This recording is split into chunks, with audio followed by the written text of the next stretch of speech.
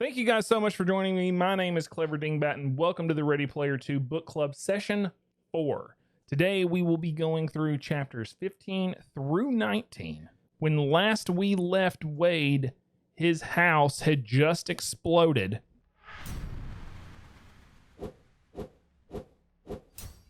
Let's go ahead and get into chapter 15. The Sixers have been tipped off by IROC, hence why Wade's house blew up, all the chaos that ensued in the stacks because of that. A lot of people were killed. Wade thought that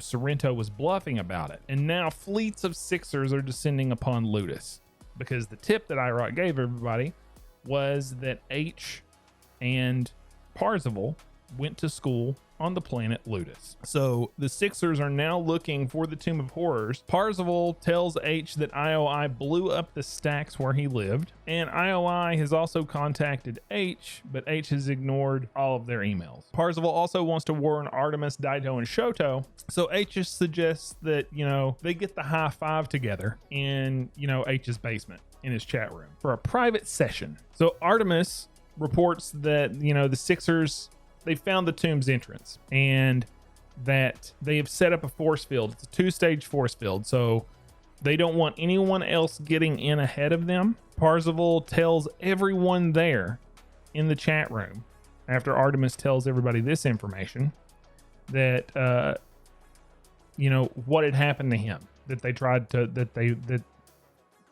to kill him, and they blew up his trailer. They blew up his stack and killed all the citizens there that lived there. They discussed the Sixers' advantage, fascist multinational corporation, because they work for IOI, so they have unlimited resources that Gunters don't have access to. They've got teams of people working on this. They have hacked immersion rigs. These guys, they're hackers, and they do not respect the spirit of this competition that Halliday has set forth, and they are cheating at every turn. Meanwhile, Gunters like Daito, Shoto, Parzival, H, and Artemis are all for the most part solos, except for Daito and Shoto. Daito and Shoto were just meeting for the first time. These two, as far as we know, are brothers. Their names derive from, what samurai would call the katana and wakizashi, the two swords that samurai would wear. And together, these two swords were known as daisho. So they're a duo, as where Parzival, H, and Artemis are all solos. It is worth mentioning, though, that as they are talking, when Parzival's suggesting all of the insurmountable odds that they're going to have to overcome because of how vast IOI's resources are, he's not really suggesting anything necessarily. But Daito and Shoto thinks he is. And they think that he is suggesting that they team up. Daito and Shoto are extremely against this. They do not want to team up in any way, shape, or form. They want one of them to get it. They want to win it together. Artemis, H, and Parzival are all very much, we're solos. We don't want to team up. They're all against this. A little bit later, though, Daito and Shoto, because they bring up the notion that they think Parzival is suggesting an alliance. Daito and Shoto are so against this that H starts sticking up for his boy, Parzival, in the conversation, being like, would it be such a bad idea if we did? Like, why are you just being so dismissive right out the gate? And, well, they get really... Daito and Shoto get very upset. Probably more Daito than Shoto, because I get the feeling that Daito is more against this than Sho is. He gets so offended that he just leaves the chat room. He says, we're not going to do that. I'm glad you guys aren't suggesting it. Whatever, blah, blah, blah. We're heading out. And they log out. They log out of the chat room. And then it's just Artemis, H, and Parzival. Then Artemis leaves, and then it's just H and Parzival. H lets Parzival know that, hey, man, you need anything, you let me know. If you need a loan, I can help you out. All that sort of stuff. And Parzival quickly lets him know, no, that's not going to be necessary. When it's just H and Parzival in the room, a stack of comics falls on the floor. And H just kind of brushes this off as, it's just a glitch. Parzival, though, is not convinced. He's wondering, like, is it possible that there's an invisible avatar in here, like eavesdropping on our conversation? And H assures him that that's impossible. This is an encrypted chat room. It doesn't work like that. However, Parzival, with how things have gone for him, he's open to other possibilities, especially with regard to this competition, because he knows that IOI will do anything. But with that, we're moving on to chapter 16. Over the next 24 hours, more than 60 Sixers have cleared the gate. Gunter clans have destroyed the force field that they put in place on the entrance. Ludus has closed the school down for the day while they load up a backup copy of Ludus so school can resume the following day. Dozens of independent Gunters quickly clear the first gate. Now, the scoreboard is stacking up. You've got Parzival, Artemis, H, Daito, and Shoto on the board. They're the top five. They're the high five on the board. Then you have more than 60 Sixers. And then below that, you've got the scoreboard filling even more up with independent Gunners. Wade sees a news story about an explosion in the stacks, but in the story, there's no investigation. IOI had made the explosion look like it was, a drug lab. Wade makes the decision now, since he's waited out at this point like a day or so, that he is going to set himself up with a new identity. He's going to move to Columbus, Ohio, because Columbus, Ohio has the best connection to the Oasis. It's also where GSS and IOI are also headquartered. He purchased some access procedures on the black market that allowed him to erase his identity in the United States Citizen Registry database and create a new one for himself using Bryce Lynch as the name. He rents a small apartment in Columbus near the Oasis server vault to access the Oasis directly instead of going through IOI. He makes the vow that I will abandon the real world altogether until I have found the egg.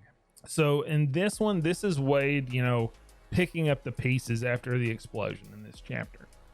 He's trying to piece back together what little bit of a life he had before the explosion, which wasn't much. So this is relatively, simple for Wade, other than having to jump through some hoops to make sure that he is protected from IOI so that they can't, come hunt him down, which is why he gets the new identity. This chapter is all just kind of set up. It's set up for Wade so that, he's protected. It's setting him up so that he has constant access. He's made a lot of money now since passing that first gate and completing, getting the copper key. So he has more money now than he ever has, plus all those endorsement deals and contracts and sponsorships that he has are helping him out pay the bills and that sort of thing too.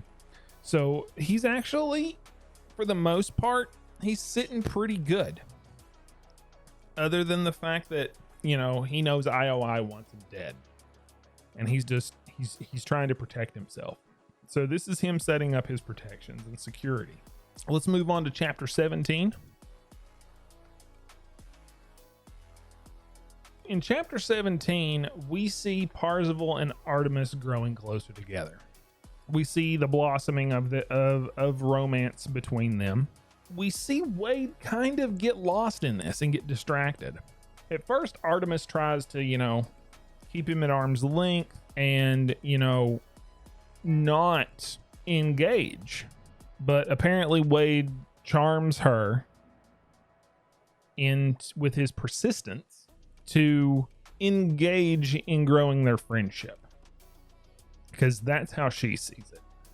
Soon they are spending literally time together every day in chat, even though Artemis has told him no, this is going to be a distraction from our task, which is to find the Jade Key and complete the Jade Gate. Wade does have a lot of extra time on his hands in between, because they don't start hanging out every day together. This happens over a course of months. It starts as, simple texts here and there, and then it's just a chain of emails after that until they finally start hanging out. And this happens over a course of months. While all that is going on, Wade manages to he levels his character up to level 99, which is the highest level you can achieve in the Oasis. The Gunters and everyone in the Oasis call it making the climb to 99. So once you become 99, you are the highest level that you can be. You basically have the highest base power your character can have. And Parzival is this kind of dual class warrior mage. Wade graduates high school during this time as well. Even though he had pretty much stopped going altogether. He's busy with the hunt. He's busy leveling in the Oasis. He's spending time with Artemis. But he had completed enough credits already, apparently, to graduate. So even if he didn't attend school, he was still going to graduate and be just fine. Wade starts watching some, random TV. It was about this family of this show that he was watching was about a family of transforming robots. And there was a kid that had a whistle. The captain conceals the jade key in a dwelling not long neglected, but you can only blow the whistle once the trophies are collected. Parzival keeps continuing to call this the quatrain, right? He mentions this to H in the previous chapter too. And Parzival knows that in Halliday's almanac, he mentions this beloved childhood show about a family of robots.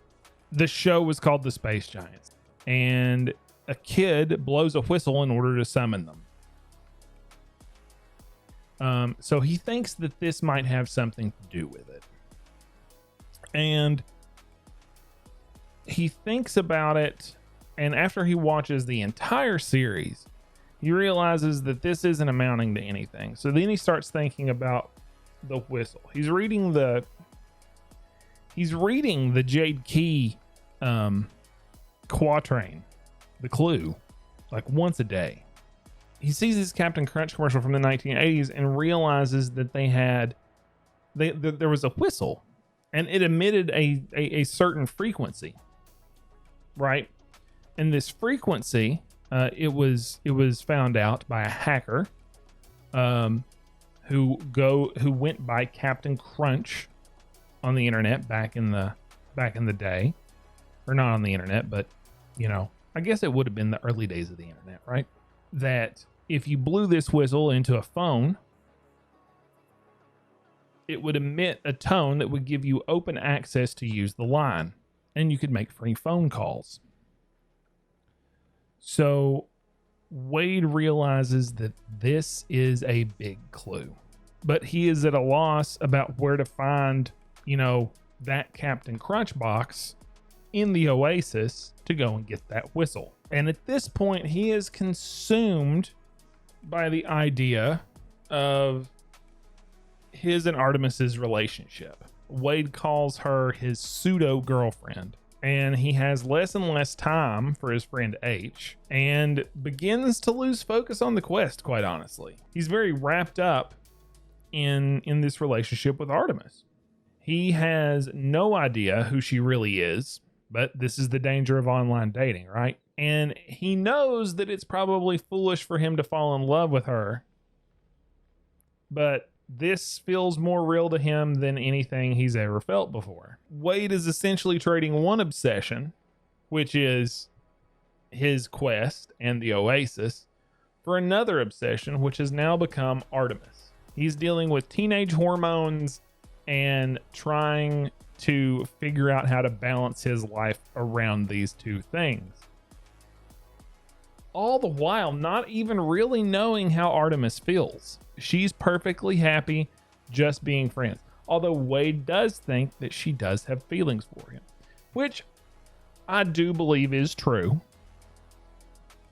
But Artemis is focused on her goal, or at least somewhat more focused than Wade is.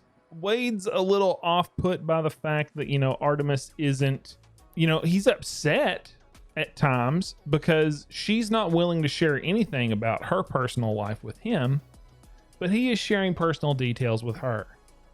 Now, to be fair, just because one person is ready to do that does not mean in any way, shape, or form that it has to be reciprocated.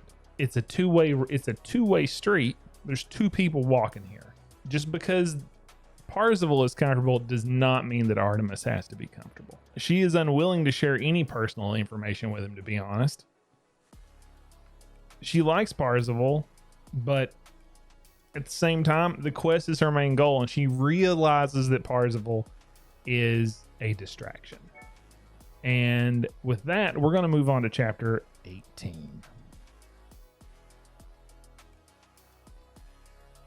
This is the first big date that Parzival thinks he is having with Artie. Parzival and Artemis have been invited to attend Ogden Morrow's birthday at his famous Zero Gravity Dance Club, where he's going to be DJing on the dance floor. Everybody, and the dance floor is kind of this. It's like you float in midair to dance to the music. Everything's like super 1980s themed. Morrow enters the DJ booth. Artemis and Parzival take to the dance space. Although Parzival is he's unsure because it's, again, teenage boy. He is, embarrassed dancing like most boys are. I'm one of those guys. Like, I suck at dancing. If it ain't slow dancing and it ain't swing, I can't do it. I can't do it to save my life. I can swing dance and I can slow dance, but any other way of dancing, nope. I would rather be playing the music on the stage that people are dancing to. I would rather be the guy in the DJ booth. I would rather be the guy singing or playing guitar and playing the music for everybody else to have a good time. That's just me. The club is packed with celebrities dancing in midair to the music from the 1980s, which is, the music where Ogden, that was the time that him and James Halliday grew up. And it's his 73rd birthday. And the dude is still in the Oasis, still playing video games, having fun. This guy's ultimate badass.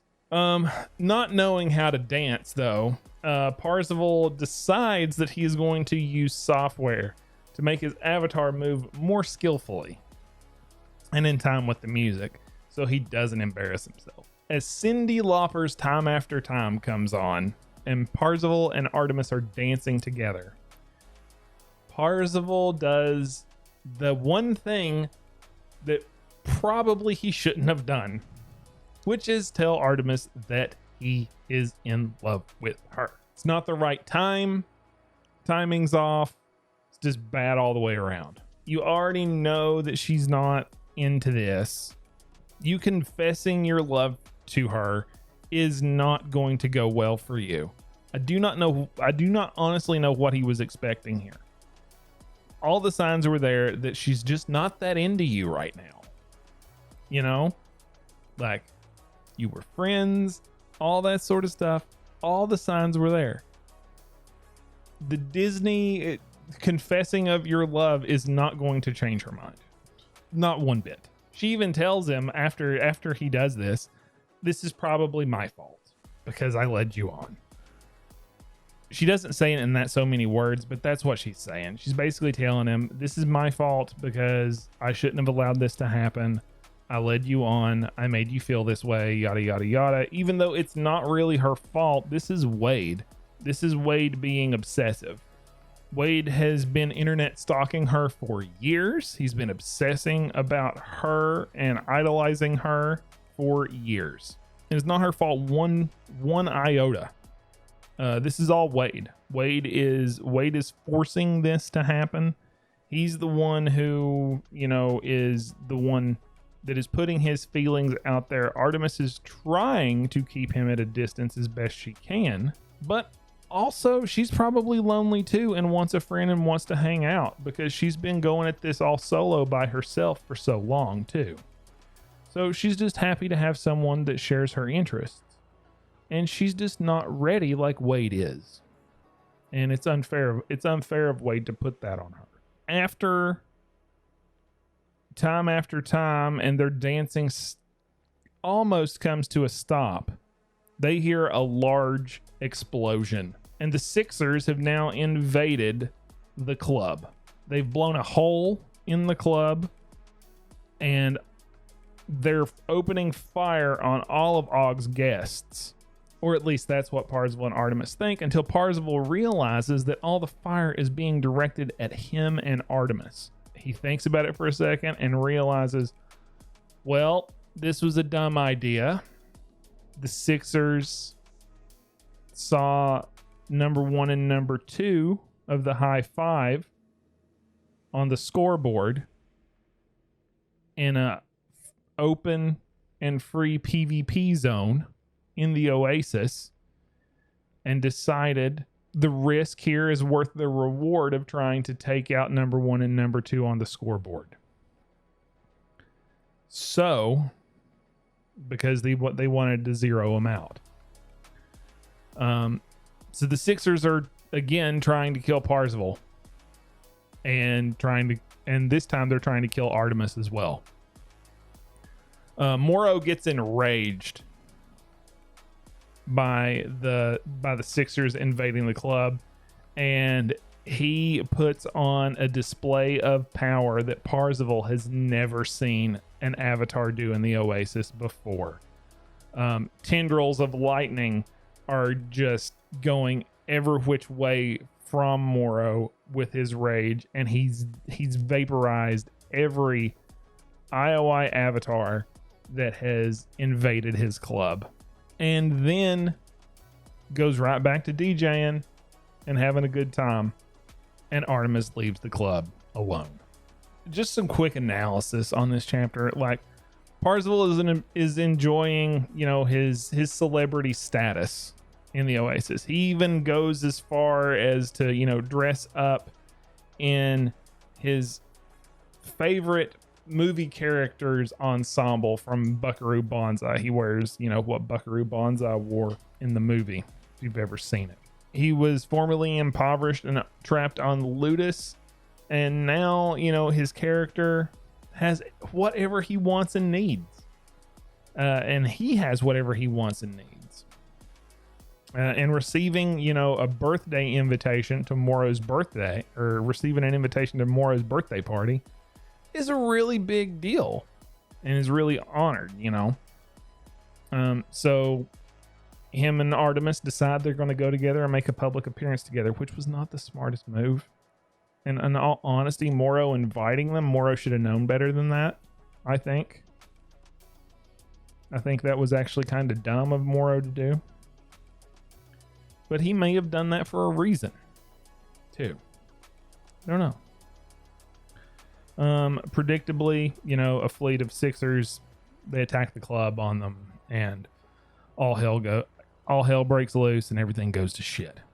Parzival, he had originally planned to escape Earth with the prize money, and he's not as compelled to focus on that quest anymore because he has found love in Artemis, and he's no longer he's no longer interested in escaping. He wants to, meet her and know her well. Like, he wants to get to know her as well as he can. We're going to move on to chapter 19. Chapter 19 is Wade descending into his own depression. Wade descends into some pretty deep depression here. There's no other way to paint this. He's locked himself in his apartment. He never leaves. He never hangs out with anybody. He doesn't even hang out with H anymore because he was spending all of his time with Artemis. So he feels estranged from H. Artemis has, quote unquote, as Wade puts it, dumped him, even though him and Artemis were never officially a couple. They were just friends. Wade has, pronounced his undying love for Artemis, and Artemis has rejected it. Because Artemis wants to focus on the competition and does not feel that that Wade is just a distraction for her, and he wants to be with her, but she doesn't want to be with him. And this has put him into such a deep, dark depression. And it sucks. It sucks for him. And I think this is something that a lot of us, you know, guys, when we get rejected, we like, you can feel this. You can feel the type of, you know, like probably self-loathing he is going through. Because what has Wade done in this chapter? So he is focused on working out to make himself, you know, whether or not he realizes it, because in the text it says he's doing this so he can keep up and not become, you know, obese or die by the time he finds the egg and this, that, and the other, because he has become very sedentary, because he's in the Oasis all the time. He gets a little bit of action, you know, in the Oasis and exercise by running on his treadmill from time to time and that sort of thing. But for the majority of it, he's sitting in his chair. Wade discovers a lot of really awesome technology and is constantly updating his Oasis setup. He's bought all the top of the line gear that he could possibly have. Everything state of the art. And Wade also discovers sex dolls. He discovers that, you know, there's a company out there and they make, you know, top of the line sex dolls that, you know, come equipped with everything for your self-love needs.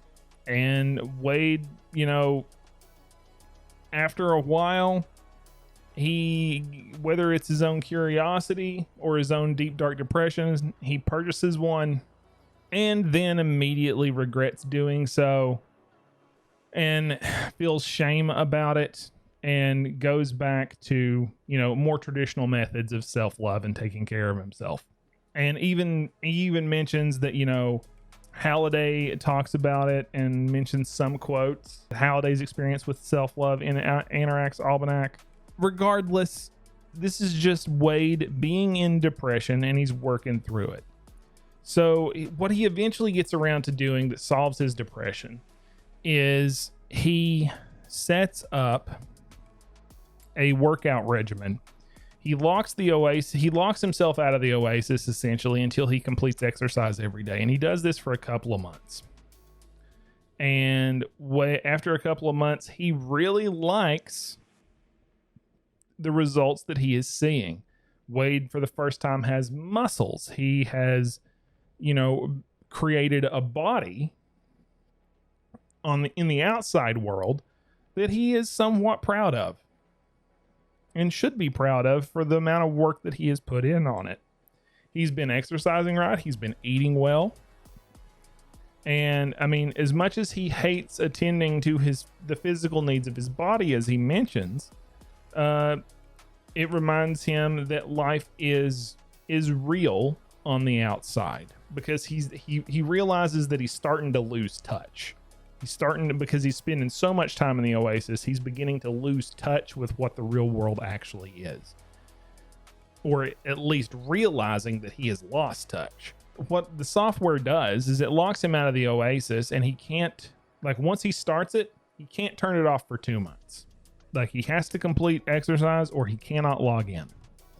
But then after the 2 months, Wade realizes that, you know, I'm just going to make exercise a part of my daily routine, because everything can be brought to me here. Like, I have literally, like, one of the reasons, in all honesty, why I am reading this book right now is because of this situation. Because to me, it is very, what we're living in right now is dystopia. It is 100%. And a lot of the things that I have been going through, I've been realizing are in here. And a lot of things that a lot of people have been going through are in here because of the current state of our world. It's weird. Having all the success before this chapter, right? He, at the beginning of chapter 19, felt more isolated than ever.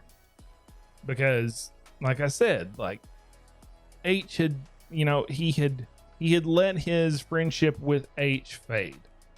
He had essentially, Artemis had stopped talking to him because Wade made the revelation to her that, you know, he's in love with her, and that has, you know, put undue pressure on her that she did not want.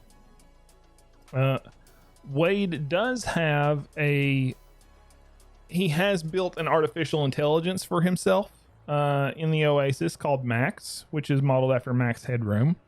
So Wade's not going entirely crazy, but this is kind of that situation in Castaway, where Tom Hanks is on an island by himself and all he has is a Wilson volleyball. Except in this scenario, his artificial intelligence can talk back to him and have banter and give him shit and all of that. So it's better than what Tom Hanks had in Castaway, but it's kind of the same thing. Wade has isolated himself on an island on purpose, and that sucks. I've been actually trying to figure out how I can get a talking AI on stream for me that would give me a computer to talk to. I've been trying to sort that out and find a solution, but I haven't found anything yet. But someday. But what this does is it leads Wade to focus on himself. This is a very much a Wade needs to reorganize his priorities chapter. This is a chapter of Wade trying to dig himself out of the hole that he has created. And though he is not 100%, I do feel that this was something that Wade's character had to go through in order to become more mentally healthy, as well as, you know, keep touch with the reality that he has outside the Oasis, and also just better for him to deal with his shit and not have other people deal with it for him, like Artemis, for example. Wade was trying to fill holes, like he was trying to fill the holes in himself that he felt was missing with Artie. She wasn't ready to do that. Wade also calls himself an agoraphobic shut-in. So he's dealing with that too. And he's also having the voices, he's having that voice in his head telling him that he's wasting his life in a glorified video game. So like it's a lot of those things. Like this deep dark depression hits. Wade starts working out to resolve it, and I think he makes a lot of progress, because this chapter takes place over the span of 2 months essentially. But that is where we are done with chapter 19. So let's discuss, guys. What did everybody think about the reading this week? Does anybody have any little tidbits of knowledge they want to take away? What were your favorite parts? My favorite part is probably Ogden's birthday, because it just sounds like a fun time before the Sixers blow a hole in the roof. You like that you knew all the music references? Yeah, all the music references were really good. And you can listen to it on the CleverDingbat Ready Player One playlist that is created for you via Spotify. I was born in 84. So I was old enough to remember a lot of this by the time the 80s were on the way out. And even still in the early 90s, like I listened to a lot of this music. I watched a lot of the TV shows that were mentioned. Like I was every bit of an 80s kid. I had parents that listened to a lot of music. We didn't have, like, I got how I used to watch television was via satellite antenna. And a lot of the times a lot of my TV that I used to watch would come from Canada. So I watched a lot of like Canadian Sesame Street. Like I watched Canadian Sesame Street and learned how to count in French. Stuff like that would be beamed in to our house because we had a satellite dish, and we would pull it out of the air for free. Like I can remember watching Thundercats that way. I can remember watching Darkwing Duck that way. I didn't have cable until God. When I finally got cable and was able to watch Nickelodeon, that was a revelation. And Cartoon Network blew my mind. And now I don't even watch cable. I can watch Cartoon Network for free via Roku right now because I have an internet connection. So it's like, now I don't even need any of that stuff. I just pay attention to what's on the internet. Because the internet runs everything. I love the internet, but I also hate the internet at the same time. It's a love-hate thing. Kind of understand what Wade means about the Oasis. I know that there's a lot of controversy online about Wade's character specifically being a creepy internet stalker, right? Like, I see both sides of the coin here. Because it's one of those situations where he is being a creepy internet stalker. But at the same time, I do not think he means any ill malice or ill will or that sort of thing towards Artemis. I do honestly believe that, like, he actually does like her. Because Zakwa, it talks about early on in the, like, he even admits to it. I think he's joking when he admits to it. But, like, he remembers specific, the very first time he meets her, he remembers very specific blog posts that she had made on the day that they were written and the exact verbiage that was used. Normal people that are not internet stalkers don't remember that type of stuff. Unless you have photographic memory. If you got photographic memory, are you defining me as a stalker? Great, my wife thinks I'm a stalker now. I mean, I'm not saying that that's the only thing that defines him as a stalker. I'm just saying that's what I have seen on the internet. And there are people that have said this thing. I don't particularly think that because, like, I mean, I can see where somebody would get that from it, but I don't ascribe that to Wade. Because I, for one, want to like his character. So therefore, because I want to like his character, I try not to read more into it than's there. I think you have to read into it a little bit deeper in order for it to come off that way. And, like, when he does admit to being an internet stalker for her, like, he's also joking about her being a 53-year-old man too, that lives in a basement and is named Chuck. So I don't think you can take anything that is said in that conversation literally. So I don't know. It's a weird paradigm. But I also do not like the fact that Artemis says that it's her fault, because I don't like that it's her fault that Wade has got to this point, because I don't think that that's true, because I don't think she led him there either. Artemis is focused on physical elements. Yes. I think